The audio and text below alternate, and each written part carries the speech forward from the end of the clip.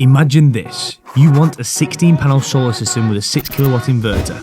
You send your request to an installer like iHeat. We come back and say no. Not the 6 kilowatt system you asked for, a 3.6 kilowatt system instead. Welcome back to the iHeat channel. This is Mike. He's really good with solar. Today we're installing 16 ICO 475 watt panels, 3 Duracell batteries and a 3.6 inverter. So why? Today we're explaining why installers sometimes have to say That's just not possible. and what you need to understand before you apply for solar. There's one organisation that has a huge say in what we can and cannot install. That's your DNO. So what does DNO stand for? DNO stands for Distribution Network Operator. They're not your energy supplier, they don't sell you electricity, they just handle the network, the infrastructure, the cabling, the substations, all that stuff designed to get electricity to your home. Now, your postcode determines which DNO you will fall under. So you don't get to choose them, they'll just dictate exactly what you can export. So if you've got solar, obviously you can export that electricity that you overgenerate. How much you can export, that's what the DNO decides. When we first looked at this property, we noticed something. There are a lot of homes with solar in this area. That can directly impact what system you can install on the property, but more on that later.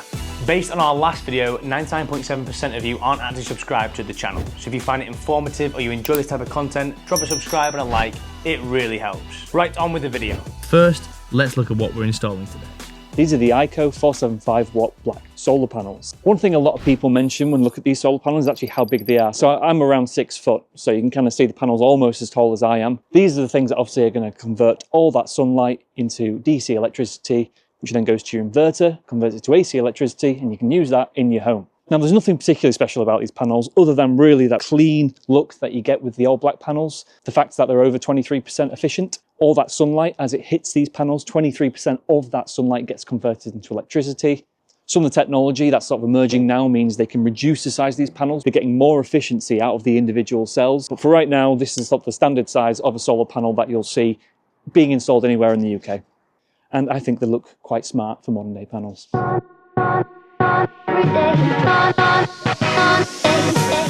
Today we're installing 16 panels across 2 roof elevations. So on the bottom we've got 4 panels horizontally, and then we've got 6 panels vertical across the top, and then on that side we've just got 6 vertical the whole way across. So just with it being rosemary tiles, you've just got to be careful how you take them out, how you put them back in. You can see already on the roof there's a slight curve in the tiles, so we just go make everything nice and flush again. At the heart of the system, a 3.6 kilowatt Duracell Energy hybrid inverter and 3 5.12 kilowatt hours Dura 5 batteries. So I know a few of you in the comments will be wondering, why are we installing such a small inverter with that many panels and that many batteries? Well, that was the decision made by the DNO. Were there other options? To answer that, we need to go back to the original inquiry. This is Ethan. You might remember him from our battery install video. In the office, he handles solar design and, importantly, DNO applications. Hi, my name's Ethan. I am a renewable designer. What that means is I design solar and battery systems. When we're designing a system, we use Open Solar, which is a design platform that uses Google's Solar API to be able to generate 3D imagery of a property. So for the customer on this install, we designed a system with a 6 kilowatt inverter. When we applied for a DNO, we had to apply for a G99 because it was over the threshold for a 3.68. There are 3 main approval routes when installing solar. G100, where export is limited electronically. This means your hardware is capable of exporting back to the grid above 3.68 kilowatt hours. G99, typically required for exporting over 3.68 kilowatt hours without the electronic limitation. If you wanted the full use out of the 6 kilowatt inverter system, that would likely fall under G99. And that brings us on to option 3, which is to keep that inverter size under the 3.68, which means it's just a G98 application, or notification in this case, which means we don't have to apply for anything, there's no application fees, it's just notifying the grid after the installation's taken place. We'll come back to the DNO and how you can manage expectations later. But for now, let's get back to the install. The first job, mounting the rails. So when I come to a roof, I always just map it out with a bit of chalk just to be safe, because your rails, you've got to get your rails bang on. So if you can see, this is one panel, that's horizontal.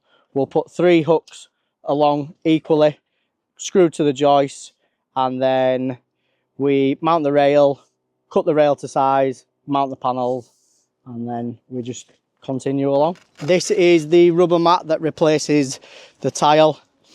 So we put this in, and then we put the hook on the joist, which is there. That replaces that. Joist is just there, so then we put that on there.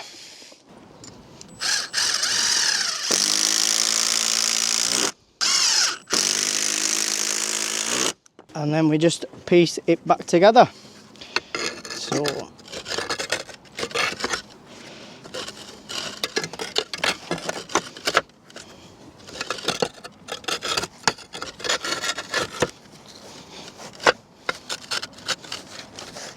as you can see from this roof, we've got tiles here, there and everywhere, but when we get to it, we will make them a bit neater.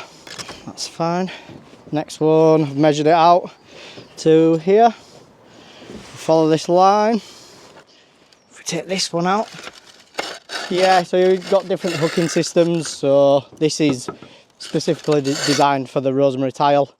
You get ones for the double Romans, which are wavy tiles. They're a different hooking system.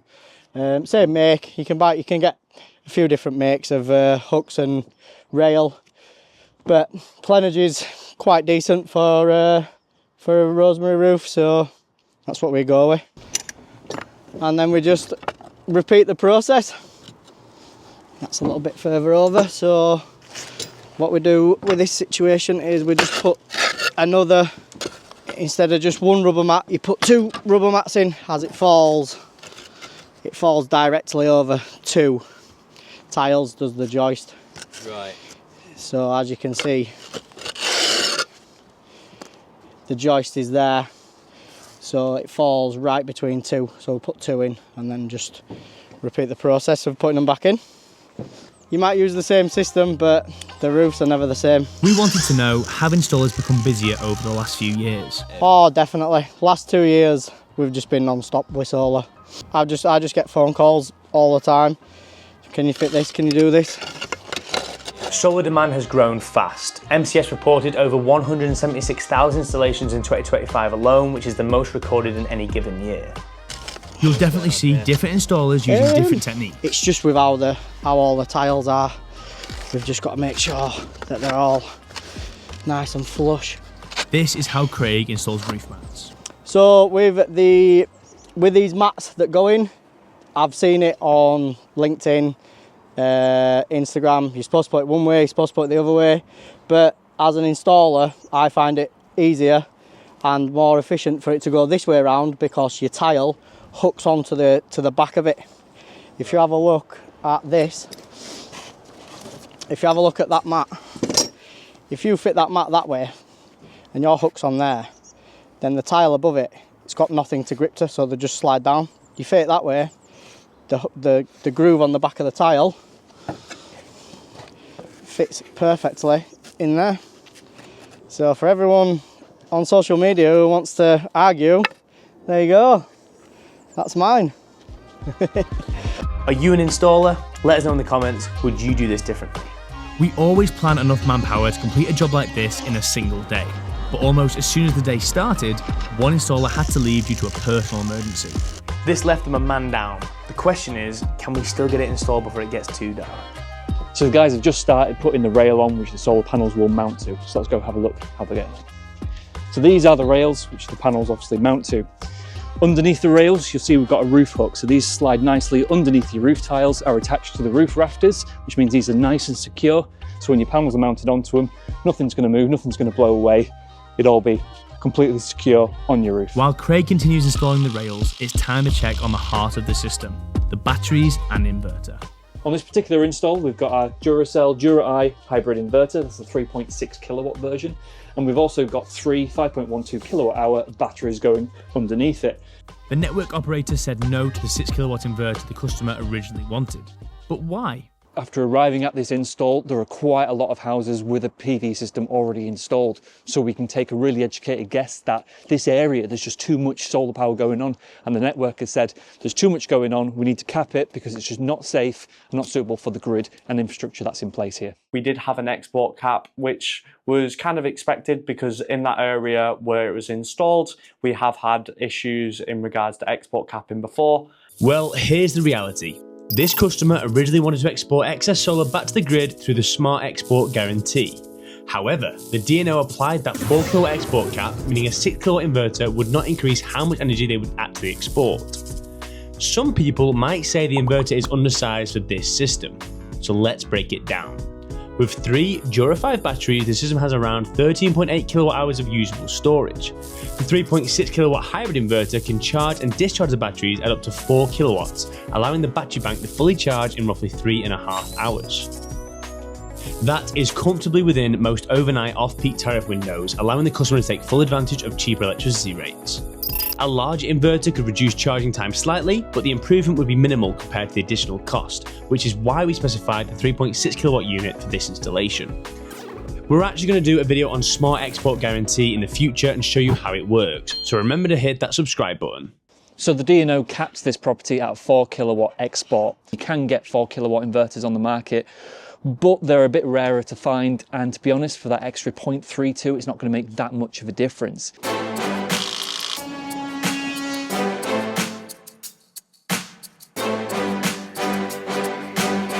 So now the railing's on, they start to feed the cabling from the inverter and batteries through the ceiling, through into the roof, and they're going to connect them up to the panels. Let's see how they're getting on.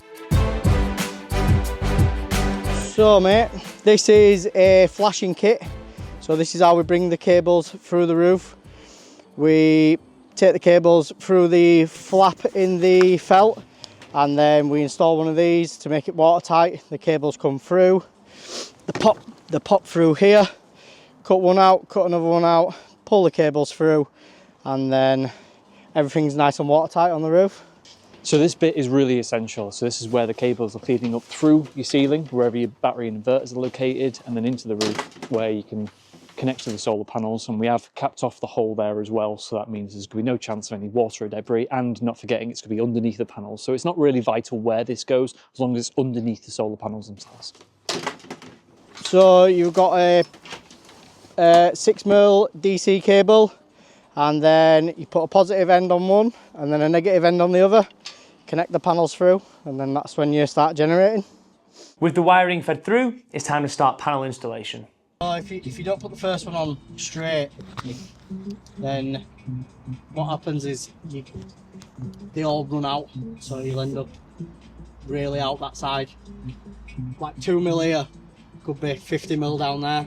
The guys have started putting the panels up on the roof. Obviously we're only just a bungalow, so they're just going to hoist them up, get them up there nice and quick, and then we can start the installation.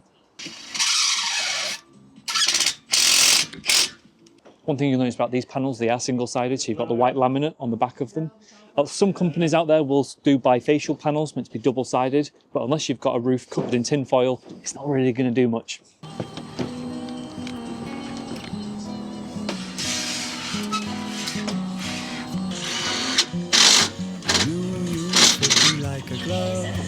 That's the left roof completed, whilst the batteries are going onto the wall. And just in time, the third installer is back on site. Hopefully we can still finish before dark. And I really don't mind waiting as long as it takes you. I've been waiting for so long, so what's another week or two?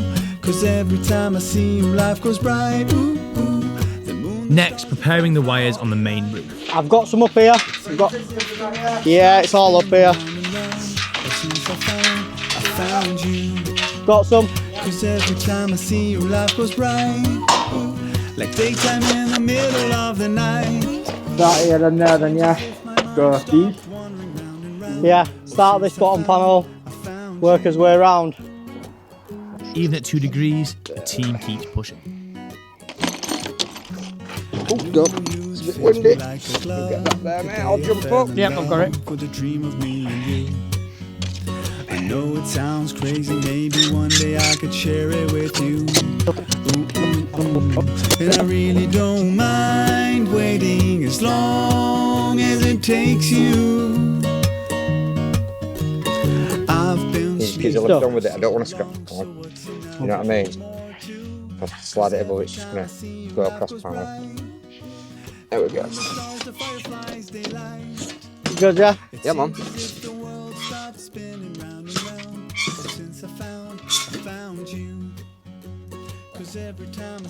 Are we in? Yeah, man. See it there? That's exactly how it needs to go, mate, yeah? Sexy. That was grand. Told you. I'm good, me. Sometimes.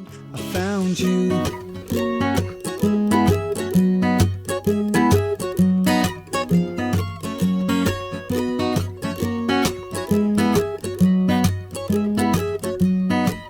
I'm a customer. Can't fault customers with a cup of tea. While the team finishes off the panelling, Harry is preparing the system to go live. We're all pretty much done in this side of things. Just need to, just need to do mains board side, and then once we've done that, we can turn on, get a few tests, and then get commissioning. Fantastic. So we're not far off now. So I'm just prepping the isolator for the board side, because you need 2 points for your AC if they're not in the same room or on the same wall. So you have an isolation point there for your AC, and then one next to your mains board as well. So last little bits, we've got some bird netting that's going to go around on the panels and just make sure no birds or other sort of little animals are going to get under there and nest or anything. So just make sure you keep your roof nice and tidy and they're not going to mess with any cabling and all that sort of stuff you've got going. So we're just installing the bird netting that goes all the way around the panels. Seen a few pigeons flying about, so faster we get it on, faster we're protected. All the clips are nice and tight. So that's everything set up. We just need to finish the commissioning, get a few tests, and then go through with the customer, and we're all good to go. So this is why two similar sized houses in different parts of the UK can get completely different answers on what they can and cannot install. The DNO isn't being awkward, they're just protecting the grid. Because energy independence doesn't start on your roof, it starts with a network beneath your feet.